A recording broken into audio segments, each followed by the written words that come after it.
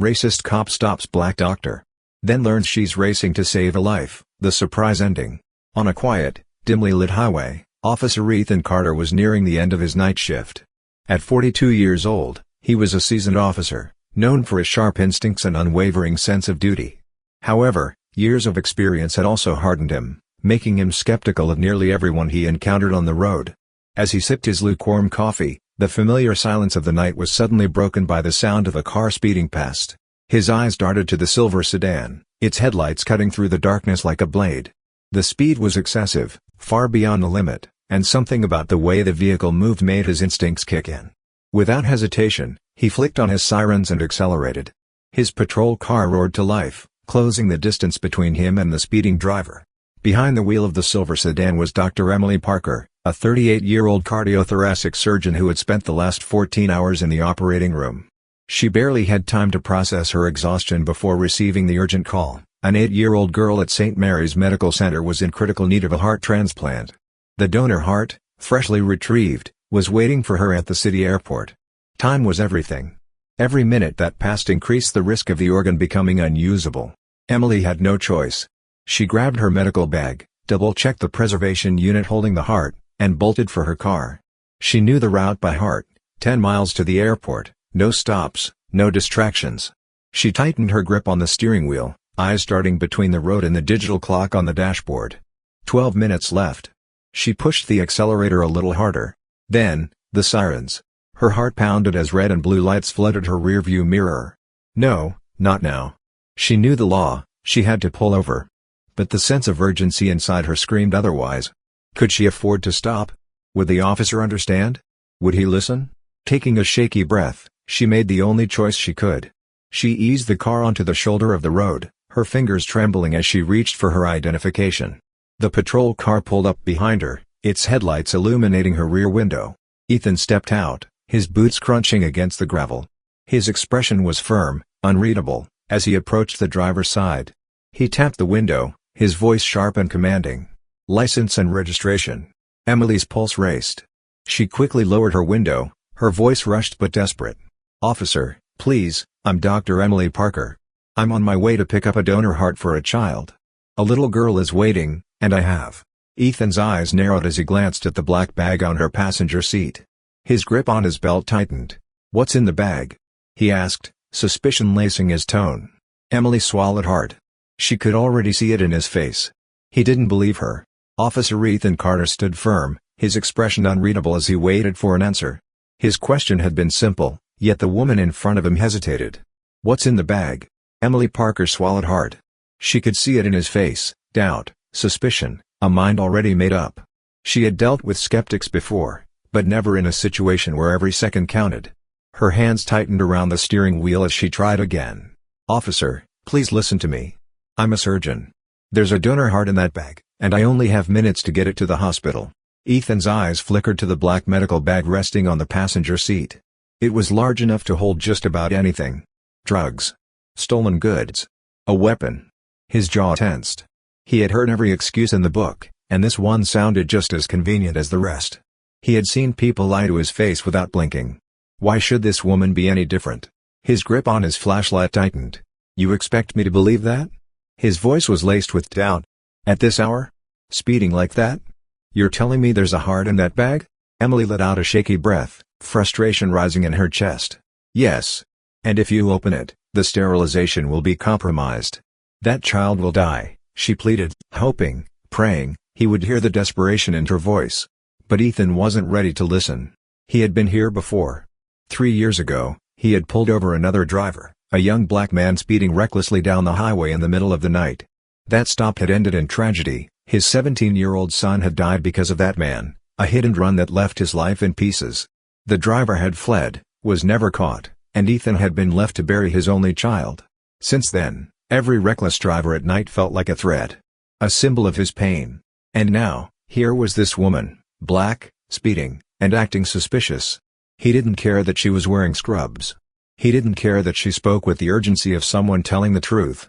His instincts told him something wasn't right. Emily saw the way his expression hardened, how his hand hovered near his holster. Her heart pounded. "Step out of the car," Ethan ordered. Her stomach dropped. "No, no, Please, she begged. I don't have time for this. You're making a mistake. Ethan ignored her. Step out. With shaking hands, Emily unbuckled her seatbelt and slowly pushed open the door. The cold air hit her skin as she stepped onto the pavement, her entire body trembling. Before she could say another word, Ethan turned her around and snapped handcuffs onto her wrists. Panic surged through her veins. No. You don't understand. Ethan wasn't listening. The clock was ticking. And a little girl's life was slipping away. Emily's breath came in short, panicked gasps as the cold steel of the handcuffs bit into her wrists. Her mind was screaming, her body shaking, not from fear for herself, but for the little girl waiting on an operating table, unaware that her second chance at life was slipping away with every wasted second. Officer, please, she begged, struggling against the cuffs. You don't understand. That heart, it's got minutes left before it's no good. But Ethan Carter wasn't budging. His grip was firm as he guided her toward the backseat of his patrol car. To him, this wasn't about some urgent medical mission, it was about control, about following protocol. He had spent years watching people lie, manipulate, and twist the truth to escape consequences. He wasn't about to be fooled again. You're under temporary detainment until I verify your story, he said flatly, pushing the car door open. Emily twisted toward him, desperate. Call the hospital. Call the transplant team. I can't sit here while a child dies. Ethan didn't answer. He reached for his radio, pressing the button. Dispatch, I need verification on a Dr. Emily Parker. She claims to be on a donor heart retrieval mission. Can you confirm? Static. Then, a crackled response. Stand by for confirmation. Ethan nodded, satisfied. It would take a few minutes. He had time. But Emily didn't. From inside the patrol car, she struggled against her restraints, watching the dashboard clock tick away the final moments of hope. 12 minutes. 11. 10. Her entire body tensed with frustration. You're making a mistake, she shouted, her voice breaking. I don't have time for this. Ethan, arms crossed, simply leaned against his car, watching her. Unmoved. Then, a voice from the sidewalk. Hey, man, I heard her. She's a doctor. Ethan's head snapped toward the bystander, a middle-aged man in a worn denim jacket who had stopped near the scene.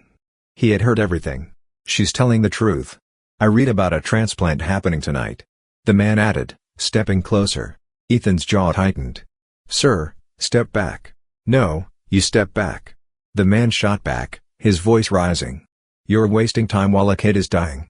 What the hell's wrong with you? Ethan's grip on his belt tightened. His instinct screamed at him to shut it all down, to hold the line. Then, the radio crackled to life again.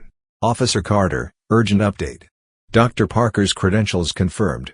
Transplant team awaiting her arrival. Time-sensitive mission. Release immediately. Ethan's stomach twisted. Emily saw it too, the way his stance faltered, the flicker of doubt in his eyes. But it was too late. She slammed her foot against the patrol car's door. Damn it, move. She screamed. The girl's heart was running out of time. And now, so was Ethan. For the first time that night, Officer Ethan Carter felt his confidence waver. The radio's confirmation echoed in his ears, each word hammering at the wall of certainty he had built around himself. Dr. Parker's credentials confirmed. Transplant team awaiting her arrival. Time-sensitive mission. He had been wrong. The realization hit him like a punch to the gut. This wasn't some criminal trying to talk her way out of trouble. This wasn't another reckless driver making excuses. This was a doctor, an actual surgeon, who had been telling the truth all along. And because of him, because of his stubbornness, precious minutes had been wasted. Emily's voice cut through his thoughts, raw with anger and desperation. You don't get it, do you? That little girl might not make it because of you. Ethan swallowed hard, his hands trembling as he reached for his keys. His pulse pounded in his ears as he fumbled to unlock the door. Click. The cuffs fell away from Emily's wrists, leaving behind deep red marks where they had dug into her skin. But she didn't stop to rub them. She didn't waste a second. She bolted. Ethan barely had time to react before she ripped open the car door, grabbed her black medical bag, and took off in a full sprint toward her car. The urgency in her movements shook him to his core. She wasn't thinking about arguing, about demanding an apology, about making him feel guilty. None of that mattered to her. Only the child did. Ethan's instinct screamed at him to move. Without thinking, he lunged forward and ran after her. I'm coming with you, he shouted, surprising even himself. Emily didn't stop to argue.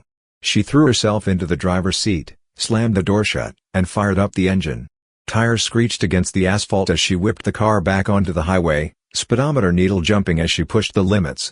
Ethan barely had time to buckle his seatbelt before they were racing toward the airport. 9 minutes left. 8. His mind was spinning, hard hammering in his chest. For so long, he had believed he was a man of justice, a protector, someone who upheld what was right. But tonight, he had nearly cost a child her life because of his own prejudices. He stole a glance at Emily. Her knuckles were white against the steering wheel, her jaw clenched so tightly he thought she might crack a tooth. Then, the distant sound of rotor blades. The helicopter. A glimmer of hope. Emily slammed on the brakes as they reached the tarmac, the medical team already waiting, hands outstretched. Without a word, she threw open the door, grabbed the bag, and sprinted toward them. Ethan sat frozen, watching her disappear into the chaos.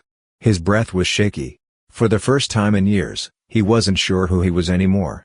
Ethan sat motionless in the passenger seat, the sound of the helicopter blades echoing in his ears as he watched Dr. Emily Parker disappear into the swarm of medical personnel. The black bag, the very thing he had doubted, was now in the hands of the surgical team, being rushed toward the emergency operating room. And he had almost cost that little girl her life.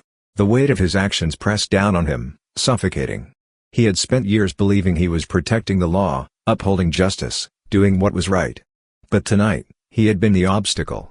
His own blind spots, his prejudices, his need for control, had nearly turned him into the very thing he claimed to stand against. He swallowed hard, gripping the edges of his seat. Then, the moment of truth. A voice crackled through one of the medical radios nearby. "Heart is prepped. We're beginning the transplant now." Ethan exhaled, a breath he hadn't realized he was holding. He hadn't completely failed. There was still a chance. Emily emerged a few minutes later, exhaustion written all over her face, her shoulders slumped from the sheer weight of the night's events. But in her eyes, there was something else, determination. The fight wasn't over yet. Ethan stepped forward, opening his mouth to speak, but no words came out. What could he even say? "I'm sorry" felt too small. "I was wrong" didn't seem enough. Emily didn't wait for an apology. She walked right past him, her focus locked on the hospital. There was still work to be done. And Ethan? He could only watch. The days passed, but the weight of that night didn't fade. Ethan found himself staring at his reflection in the mirror of his precinct's locker room, wondering how he had let himself become so lost. He thought about that little girl, how she had almost died because of him. He thought about Emily, how she hadn't wasted a second on anger, only action. That was real courage. That was real justice. For the first time in years, Ethan did something he never thought he would. He sat in front of his computer and typed out a letter. "Dr. Parker, I was wrong. No excuse I give can justify what I did that night.